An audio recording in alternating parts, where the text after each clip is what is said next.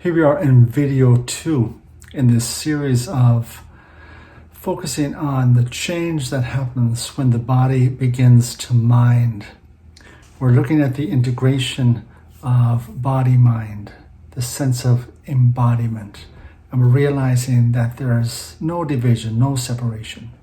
So if we wish to take new action, develop new behaviors in the world, then our mind needs the support of the body, and the body needs the encouragement of the mind. And when there's a dichotomy that exists, there's a higher propensity for us not to be able to powerfully step into the actual role that we wish to be described in. So the question I have in this video for you is that what is preventing you from powerfully stepping into life? What is it, in your mindset that holds you back? What is it that prevents you from moving closer to an edge? Well, looking at the body, and even if you look at your own body and especially down at your feet, you might find that they are a little skewed, that they might have one foot going in one direction and the other going in another direction. Now, that might go unnoticed and you might just accept that as being your feet. But I refuse to accept that, because if that was your car and your vehicle and your wheels were going that way, you would immediately bring it to the shop, because you know that I can't have a vehicle where it's driving in two different directions. But yet, I can have a life that's going in two different directions. So again, I'm reiterating and reminding you how vital it is that when we're changing and when we're embracing change, that to powerfully step in, I'm using the metaphor of stepping in, that we need a sense of alignment. And I love that word aligned, because when I break up that word aligned, A-lie-end, it's where you become really aware that this is the end of the lie. The lies that you've been told, the conditioning, the programming, the suggestions made by others, our educators, our parents, our guides, especially in our early years, of the role that we should step into.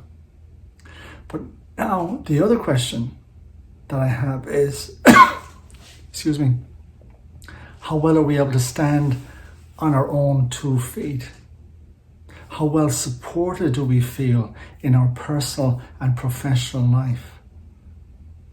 Just feel that into your body at this very moment. Are your feet on the actual floor, or have you spent most of your life in apprehension, always on your toes, because you might be described into feelings of fear and anxiety and stress, having to be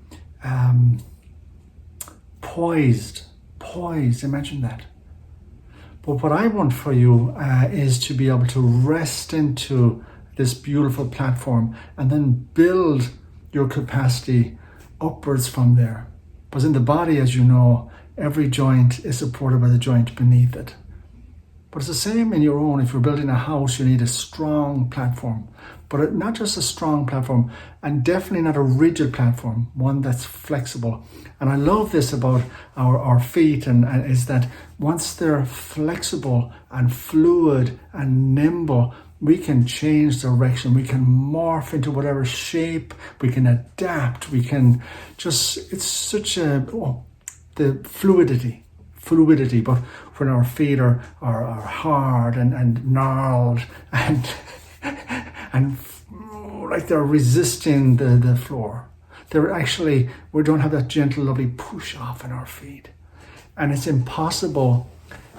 virtually impossible for us to change direction in a millisecond. Imagine how that spills into your mindset.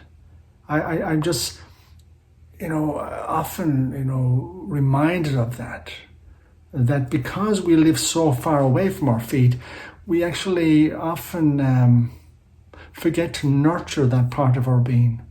Our feet have brought us to magnificent places. My feet have brought me all over the world.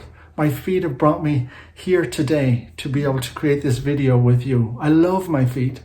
A lot of people don't even like their feet. Imagine, how do you feel about your feet? The other thing I wanted to say was that your feet are, and this part of this platform we speak of, look at it in a way and how it represents your directional compass. Are your feet aligned? Are they willing and empowered to push off so that you have this beautiful, what's called ambulation, the ability to powerfully step into the world, to appear in the fullness of your capacity? Isn't that meant to cross bridges, to cross that abyss that divides you from where you are now to where you wish to be? To powerfully cross. I'm not just talking about to amble down the road. I'm talking about taking action, behaving in a way that's going to get you from A to B in as short a time as possible. I love this because we're talking about the reality that you're on your own life path.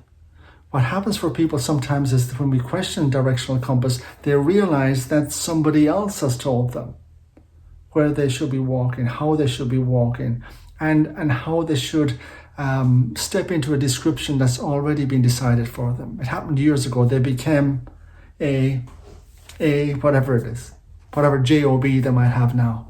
But they forget they've lost parts of themselves along that journey. They've lost their, in the last video we talked about their inspiration. They've lost their passion. They've lost their joy. They've lost their excitement. They've lost themselves, really.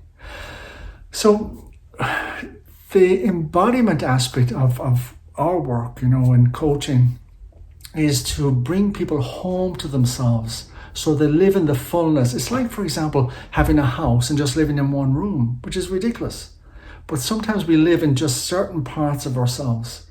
We don't fully drop down and explore what it is that's supporting our wholeness, our vision, our perception, our capacity. But it's having this relationship that we feel a strong base, a fluid base, that we can change direction, we can step into a new invitation, a new description. We can cross the abyss and we can arrive safely and become described in the fullness of who it is that we were meant to be and who we wish to become. And that is the most magnificent type of gift that we can give ourselves. So thank you for listening, and I will see you in the next video.